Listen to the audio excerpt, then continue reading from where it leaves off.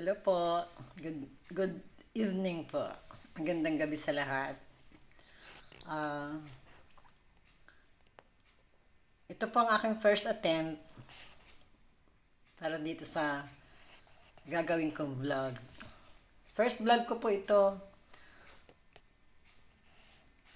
Ang aking pong vlog, ang content po ay reaction ko po sa lahat na nangyayari sa atin gobyerno. Concerned po ako, so nung maliit pa po ako, concerned na ako sa nangyayari.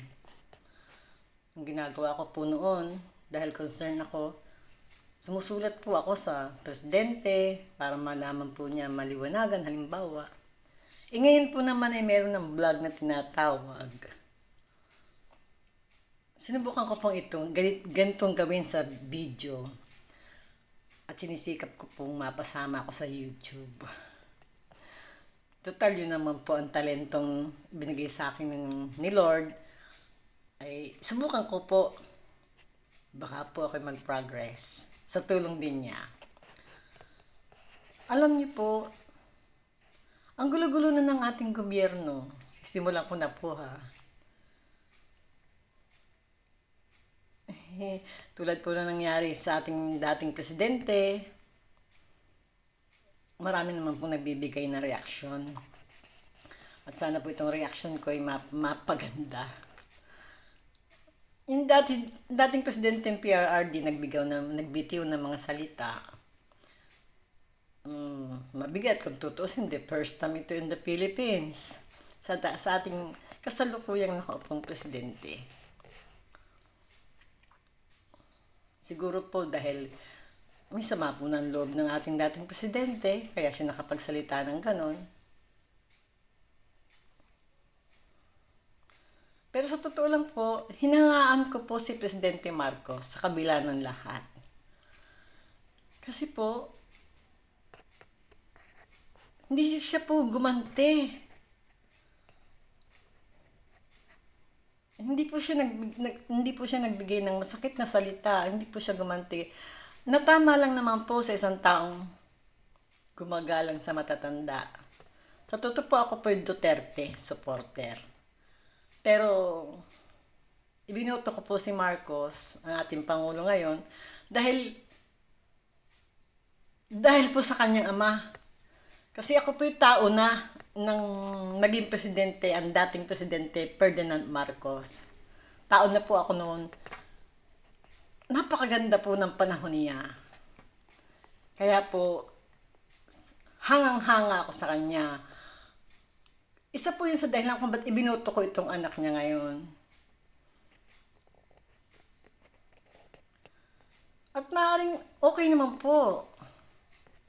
Nagtataka lang po ako bakit po nangyayari itong kaguluhan ngayon na People's Initiative. Baka po minsan naiisip ko na ang dahilan, baka po nangangarap din nga naman ang ating presidente ngayon na gayahin yung style ng kanyang ama na style Marcialo na.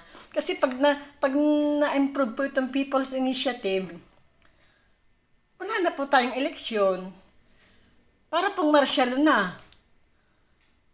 Pero okay din po yun siguro dahil alam niyo po, ang 6th term, kung may mga magandang adhikain naman po ang isang Pangulo, kagaya po ng dating Presidente Marcos na maraming naipagawa, siguro po talagang kailangan nga po yung extension ng term para po mapaganda ang Pilipinas. Pero hindi rin po maganda dahil po sa yun na nga po, style Marcial ang mangyayari. Kaya po ako'y nalulungkot sa nangyayari sa atin Pilipinas. Nakakapagtanga nga po eh. Bakit po, kung sino man ang umupo bilang presidente ng Pilipinas, pag presidente na ang dami ng sip-sip, ang dami ng palapad ng papel. Pag bumaba na yung presidente, puro paninira na lamang ang ginagawa. Siguro ganyan talaga ang mga Pilipino. Mapanira pag mapalapad ng papel, chismosa, chismoso, sip-sip. Baka ganun po talaga ang kategory natin. Ika nga ni Manny Pacquiao ay crab mentality. Sana naman po wag ganun.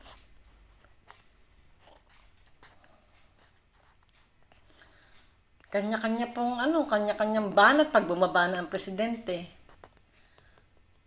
Yung mga wala na sa pwesto, pakialam pa ng pakialam. Wala na sa pwesto. Katulad po ni Trillanes.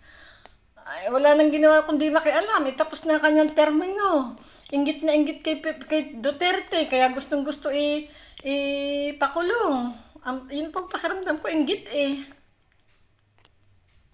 Sana naman po yung ganun. Baka naman po pag natapos din ang termo itong ating kasalukuyang nakaupong presidente, siraan na naman. Tama na po yung ganun.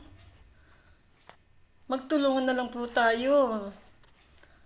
I-correct po ang mali ng bawat isa.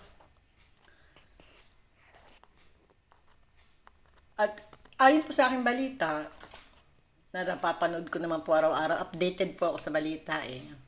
Mahilig po akong manood sa GTV. Araw-araw po yan, naka-updated po ako. Napapanood ko din po si Maharlika, si Banat Bay. Ako po yung taong hindi agad naniniwala. Sa ako po kasi, to see is to believe. Pero,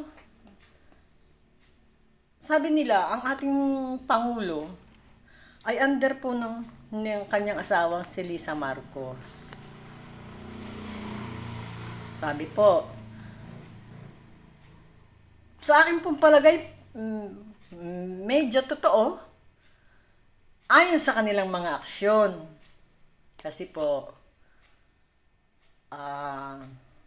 ika nga action speak louder than word. Kasi po yung nangyayari ngayon, na itong si Speaker Romualdez, ang itinuturong mga dahilan ng kaguluhang ito, maaari pong totoo yun, at pinatitigil na daw ng Pangulong natin ngayon, yung PITI na yan, Peaceful Initiative. Sa tingin ko po ay ang nasa likod nito ay yung asawa ni Pangulong Marcos ngayon. Kasi kahit utusan po ni harap-harapan ni danong ating Pangulo ngayon na tumigil na si Romualdez, ang tingin ko po, siguro ang nag-appoint dyan, ayun pong asawa ni Marcos ngayon, si Ma'am Lisa Araneta. Kasi, ay kung totoo pong under yan, hindi po yan matatanggal ng Pangulo. At hindi rin po yan makikinig sa Pangulo. Ang pakikinggan po niyan ay yung asawa ng Pangulo, dahil ang Pangulo ay takot nga sa kanya. Under nga eh. O, kung totoo po yun. At maaaring totoo po, kasi, bakit hindi po nakikinig ang ating Speaker Romualdez sa Pangulo? Against na against po lahat.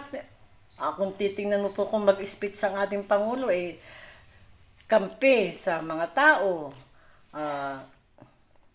Ganun din po ang kanyang kapatid, si Senator Amy. Bakit po parang hindi ho nakikinig si Senator Romualdez?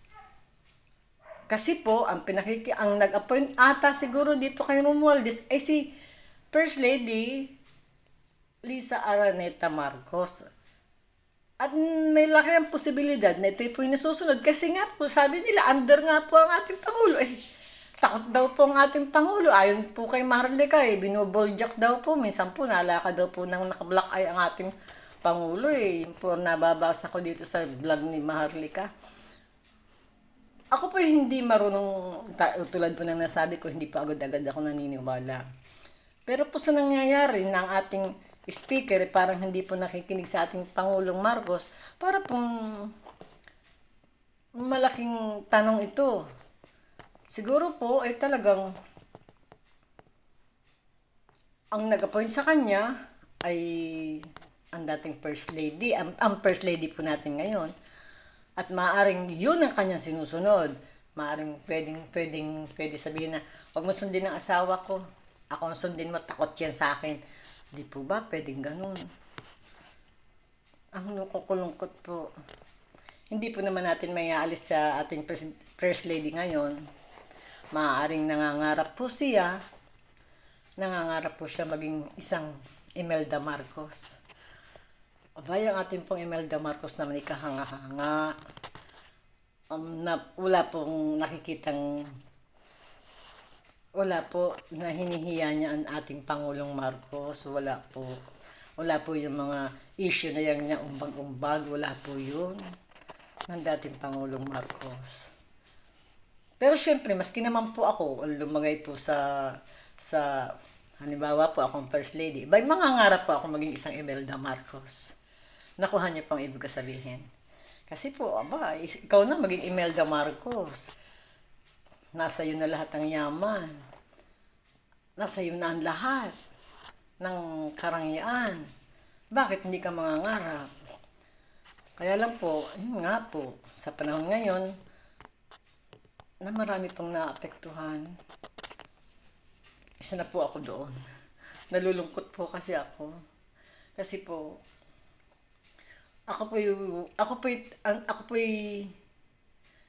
hindi pa ako pumapanig sa mali. Pumupuri din po ako. Wala po akong gusto ko lang pong, sana malinawan ng isipan ng lahat. Yun lang po. Sana po, sa pamamagitan ng video kong ito, maraming makapanood. Gusto ko nga po mapanood ito ni Pangulong Marcos ngayon.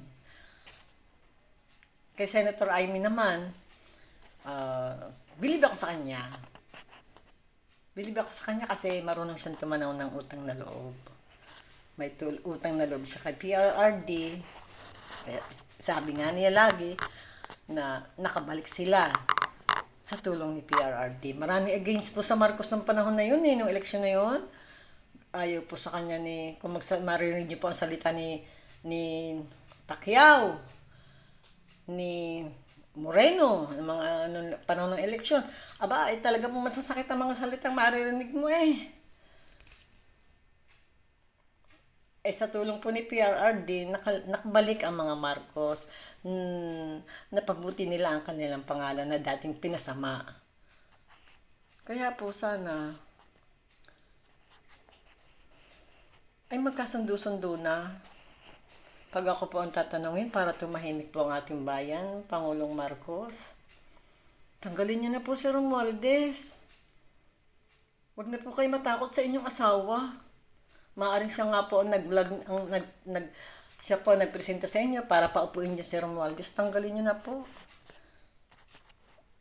Alam niyo po may kasabihan, hindi mo maitutuwid ang isang buong bayan kung ang iyong pamilya ay hindi mo kayang saklawan.